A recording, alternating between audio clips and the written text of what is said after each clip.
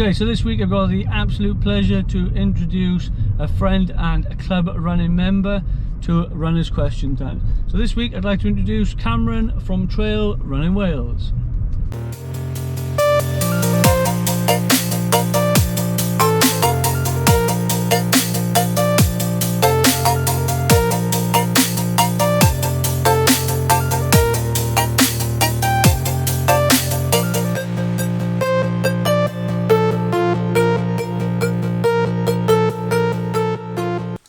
Yo, what's up guys? My name is Cameron and I'm an ultra runner from South Wales. I have a YouTube channel called Trail Running Wales.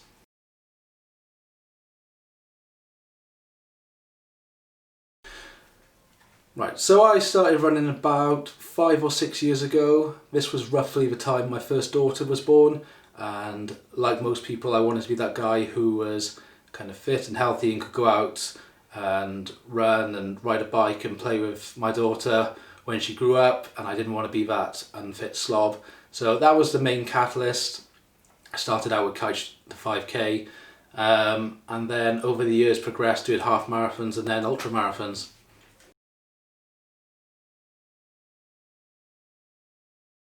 You prepare. Right, as it stands now, it's July 2020 and my next big race is in July 2021, a full 12 months away. Even though I haven't started training specifically for this race yet, I have got a plan there for when it starts.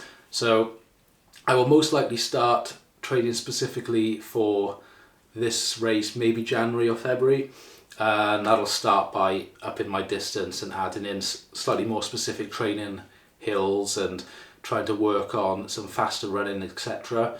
And then as I get closer to the race, I will start doing more specific stuff again, such as longer runs. I will do hills that match the gradient and distance of the hills in the race.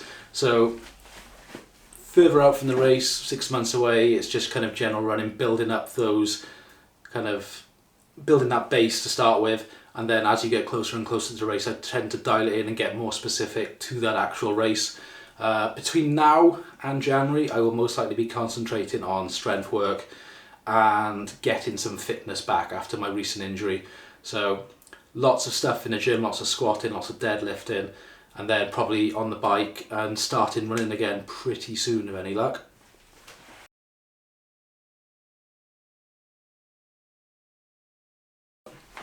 Tip number one to prevent injury, something I've already mentioned already, strength training.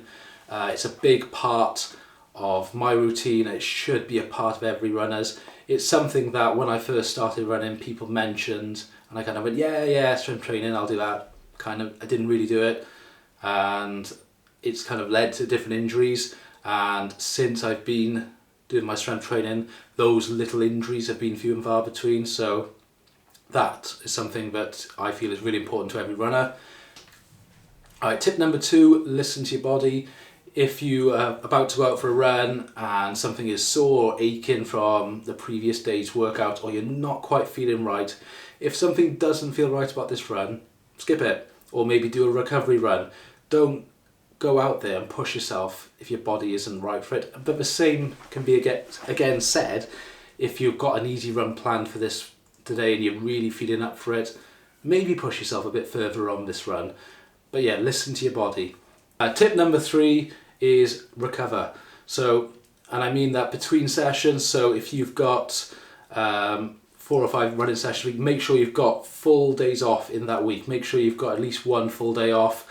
Try and mix it up a bit. If you have to do back-to-back days, maybe don't put like hills and intervals, then a long run 3 days in a row. Make sure those are spread out over the week. Make sure you've got those days where you put your feet up, or those days where you really take it easy, do some active recovery.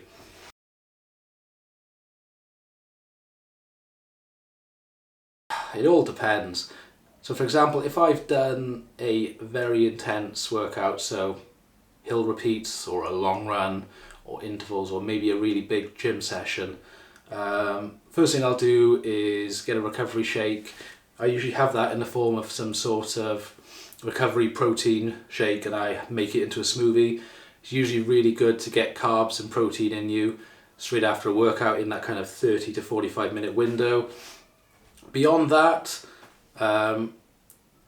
maybe some active recovery. So if you had a big interval day, let's say on a Monday, the next day, if you've got nothing planned, you could get on the bike and just do some easy cycling just to get the blood flowing in those legs. You can do foam rolling, you can do stretching if you feel like that's kind of viable for you. There's a lot of things, or you can just put your feet up. For me, I like to try and keep as active as I can. So it'll usually be get on the bike and do a recovery thing the next day.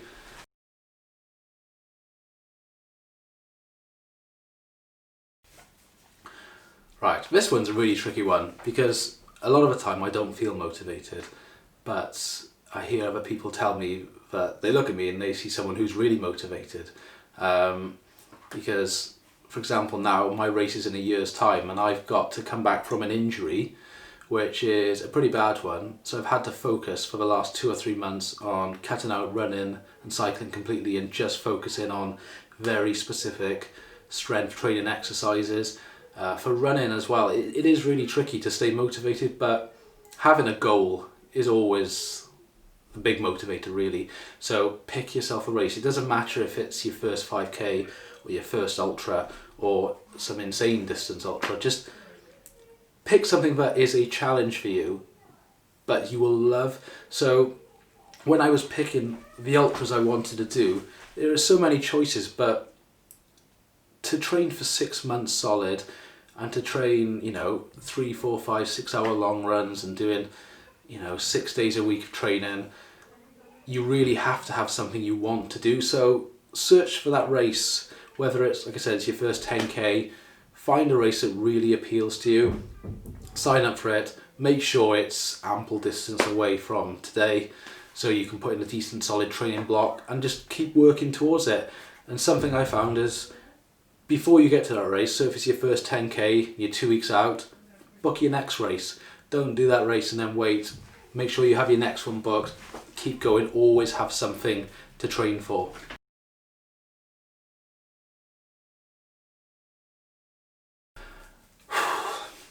It's an interesting one because it wasn't that long ago I was a new runner. Start with Couch to 5k, and it doesn't have to be with a running club. It could be just getting the app on your phone and following that, or it could be at a running club with other people. Don't be intimidated about the thought of going to a running club. A lot of these clubs will be full of beginners, full of people doing their first ever Couch to 5k session. You've got to build it up slowly over time. So you start with week 1 and it'll be something like 1 minute of running, 1 minute of walking, 5 times or 10 times. And then the next week it might be 2 minutes, and the week after 3 minutes. So you build up over time. Make sure you have those rest days though. So you shouldn't really be doing more than 3 days a week as a brand new runner. Do it like Tuesday, Thursday, Saturday, that kind of thing. But yeah, build up slowly. If you get to a point where it's feeling difficult, like you get to week 5 on your Couch to 5k and you're struggling to do that 10 minutes running without stopping, just repeat the week. There's no rush of these things. And I guess the other thing is, don't be anxious that people are going to judge you because you can't run, for half hour without stopping. Everyone's a new runner at some point, so just maybe try and go somewhere that is either free of a lot of people or somewhere where you know that there's absolutely tons of runners. I know that's the completely different ends of the spectrum, but if you go somewhere where there's a park and you know that, like, if you're going running, there's people passing you every 10-20 seconds running, it doesn't matter, and everyone will be there at some point starting new. So I'd say just lace up your boots and go try it. Thanks for listening to my advice, guys. If you want to check out my channel, it's Trail Running Wales. I'm sure Al's put a link down there somewhere. And a big thank you to Ginger Al for letting me appear on his channel.